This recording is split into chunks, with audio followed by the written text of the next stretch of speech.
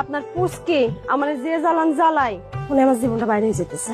পেটের ভিতরে বাচ্চারা মাসুম, ওরা কি এত কিছু বোঝে? পোয়াতি অবস্থায় 1 মাস 2 মাস পর পর চেকআপের জন্য ডাক্তারের কাছে নিতে হয়। ডাক্তারের কাছে তো টাকা লাগবে, টাকা লাগবো না?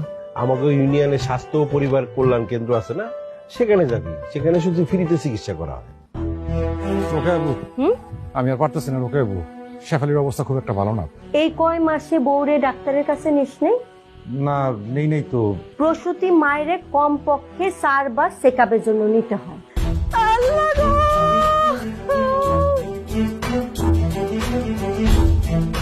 তোর মতো বোকার এত ফুটফুটে সুন্দর মাইয়া কিভাবে হইল রে? আলহামদুলিল্লাহ।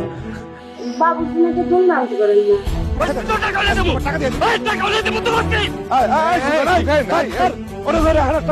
না। কি করুম কাকা, মায়াটা আমার 3 দিন ধরে মুখে কিছু নিতেছে না।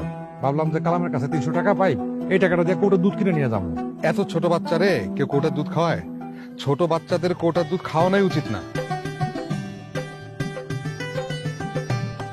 জনসচেতনতায় পরিবার পরিকল্পনা অধিদপ্তর।